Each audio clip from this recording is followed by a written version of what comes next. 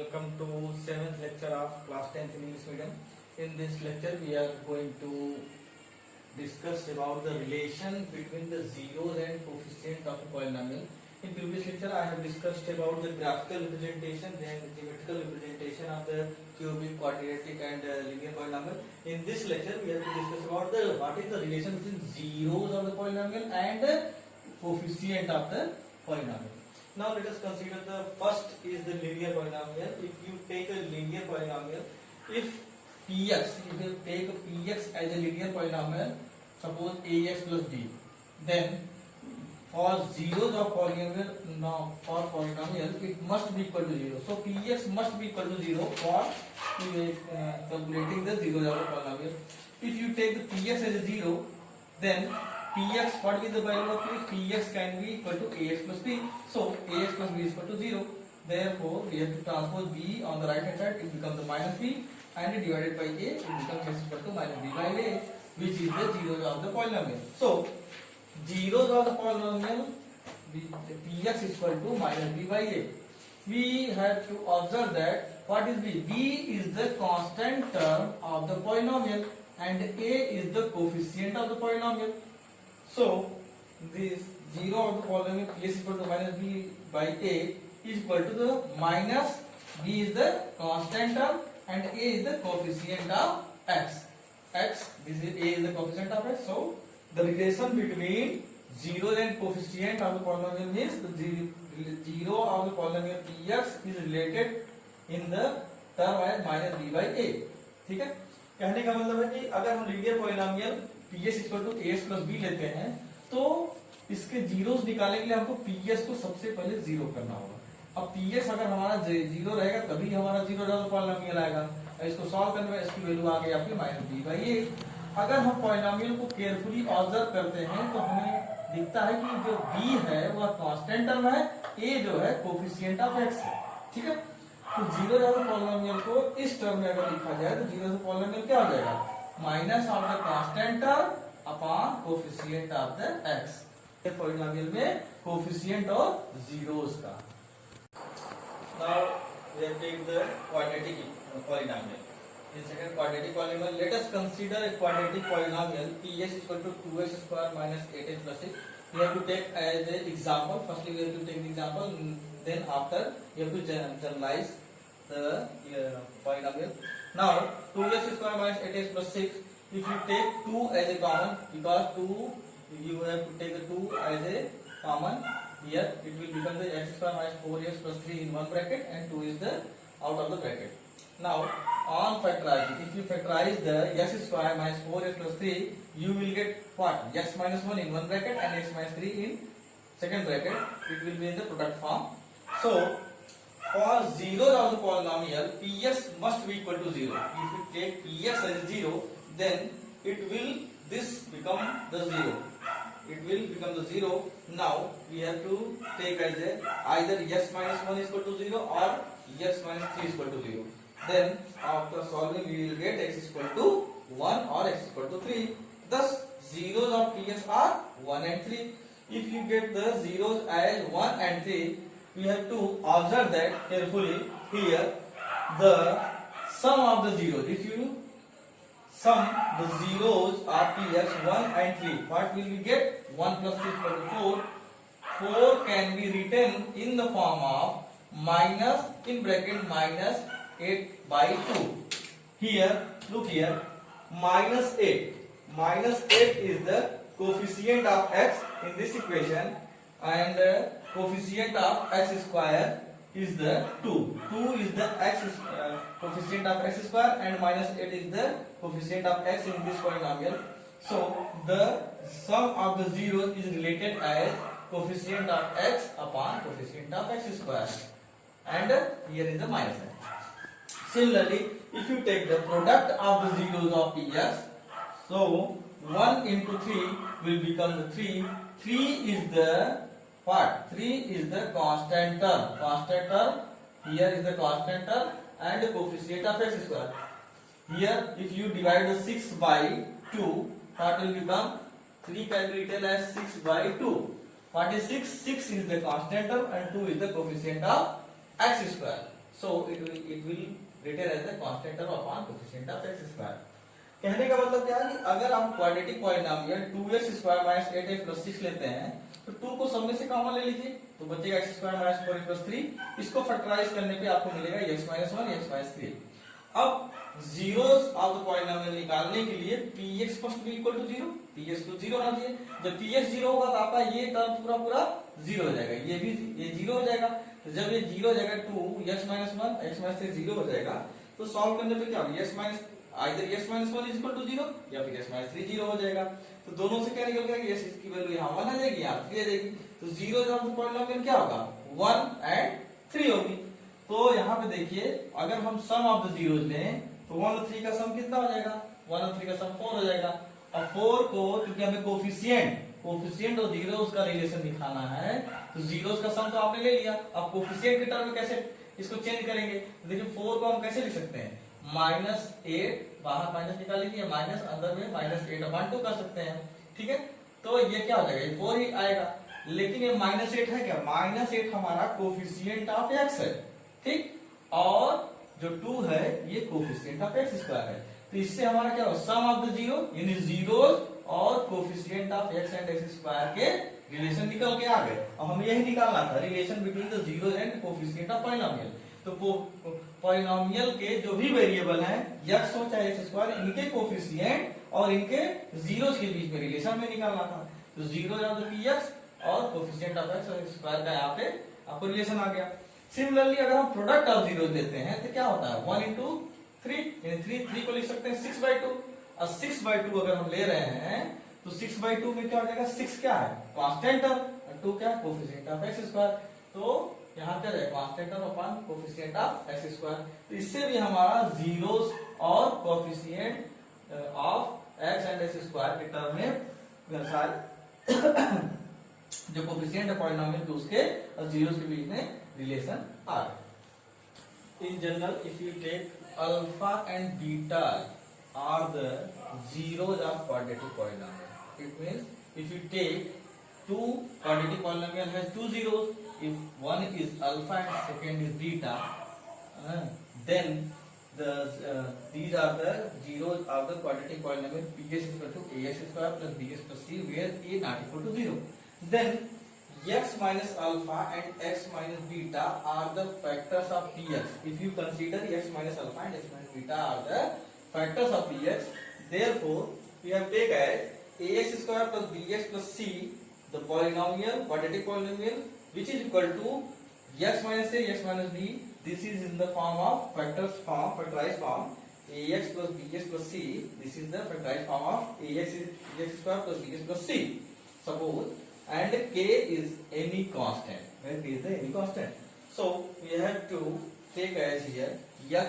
If you product this form, it will become the x square minus in bracket alpha plus beta x plus alpha beta. If you multiply k in the inside the bracket, it will become kx square minus k alpha plus beta x plus k alpha beta. Left hand side the remains the same. Now comparing the coefficient of x square, x and constant term. Now if you compare the coefficient of x square, x and constant term on the left hand side and right hand side, what will you get? Here the coefficient of x square is k, here the coefficient of x square is a, therefore k is equal to a. Now if you compare the coefficient of x, here is the minus k alpha plus beta, and here is the b. So minus k alpha plus beta is equal to b. Similarly, k alpha beta is equal to c. K alpha beta is equal to c. Now, if k is equal to a, we have to put the k here as a. Now it will become minus a alpha plus beta is equal to b. So alpha plus beta is equal to minus b by a. Similarly, if you put a in the place of k, it will become a alpha beta is equal to c and alpha plus beta is equal to c by a. Look here. These are the zeros and here is the sum of the zero. Alpha plus beta means sum of the zeros which is equal to minus b by a, and here is the product of zero is equal to c by a. Thus the sum of zeros the sum of zeros px means alpha plus beta, which is equal to minus b by a. And on observing that, what will get? B. What is b? B is the coefficient of x. Here minus coefficient of x, and a is the coefficient of x square. So the sum of the zeros, yani alpha plus beta is equal to minus b by a, which is the minus coefficient of x upon coefficient of x square. Similarly, product of zeros of px means alpha into beta, which is equal to c by a, and this will become the constant term. What is c? C is the constant term in this polynomial. So this is the constant term upon coefficient of x square. We know that this is the relation between the zeros of the polynomial. We have to find out zeros of the polynomial and the coefficient of the polynomial.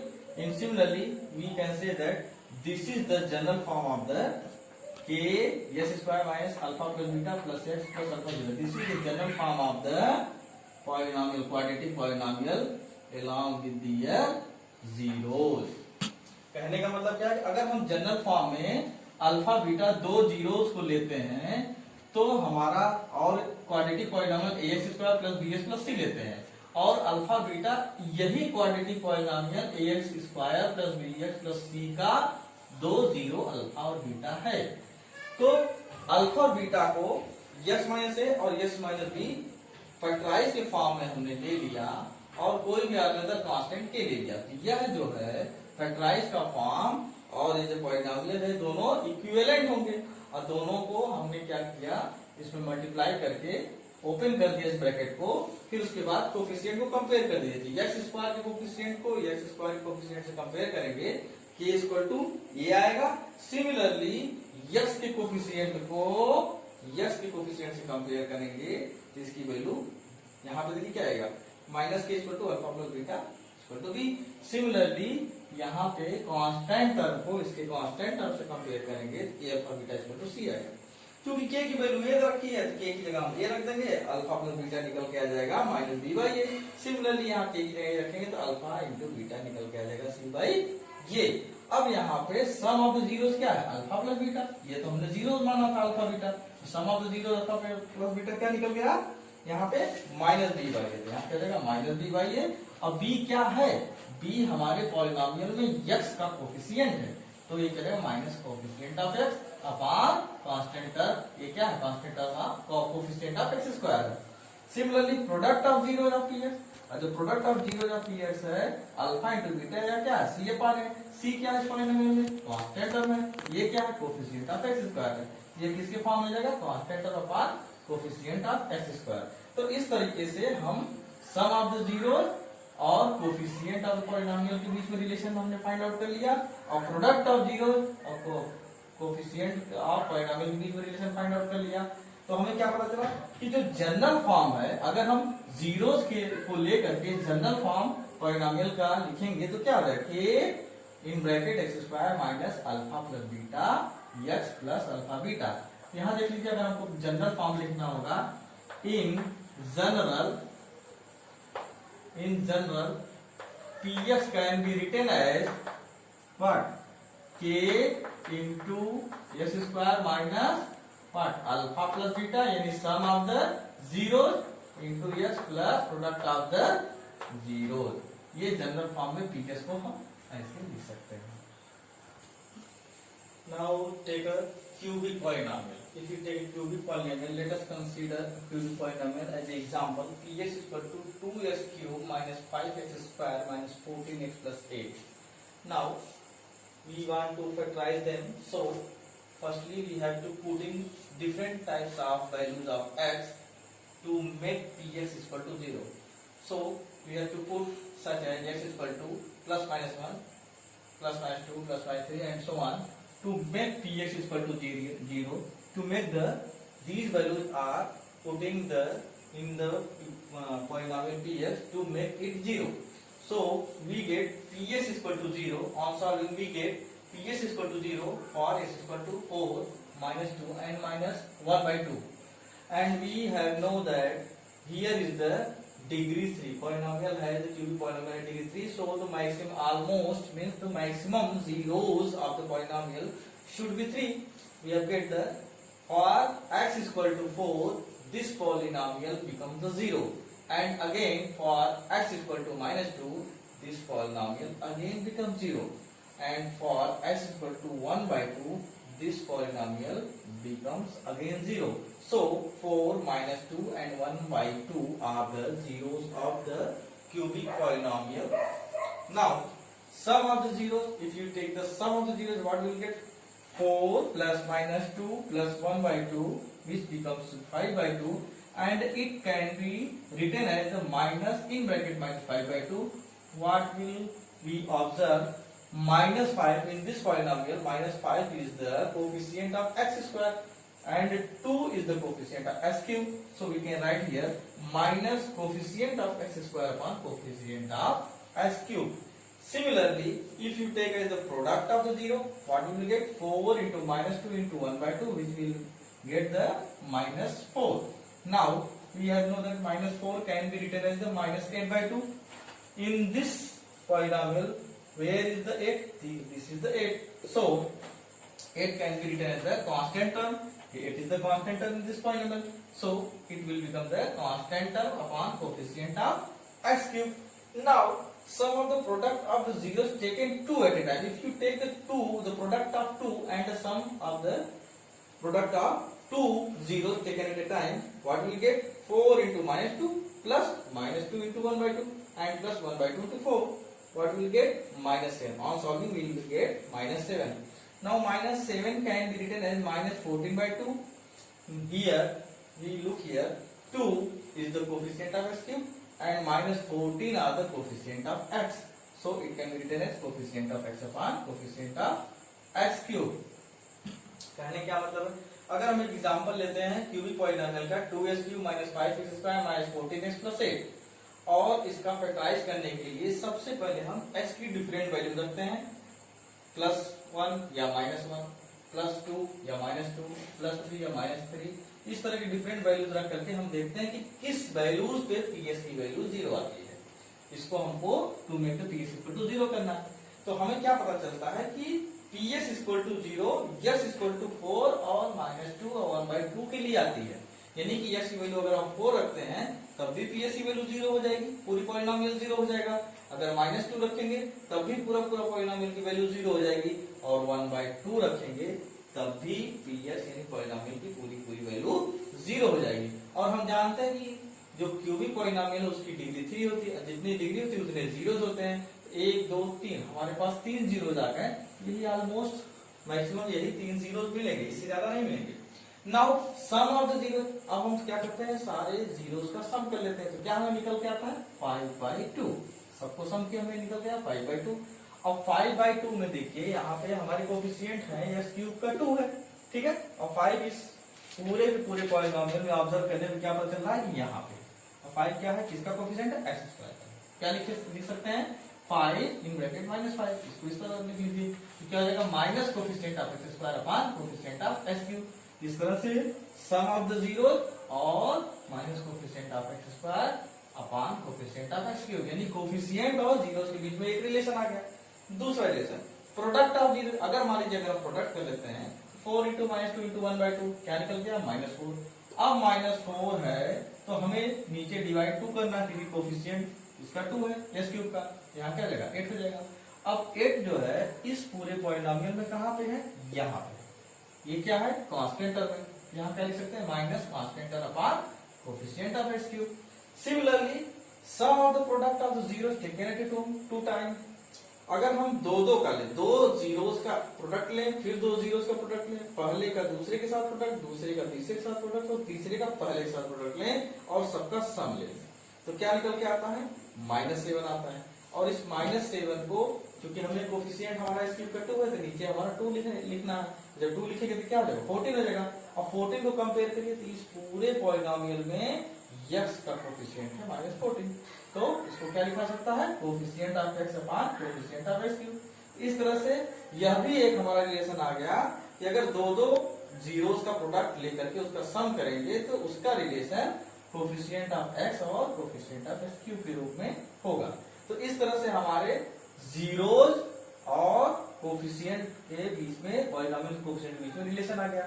अब general form में देखते हैं। अगर हम general लें, in general if alpha beta gamma are the zeros as polynomial, अगर alpha beta gamma तीन zeros हैं पॉलिनोमियल के, as cube plus bs square plus cs plus d, ये हमारा पॉलिनोमियल है, तो तीन जीरोस हो गए अल्फा बीटा और गामा।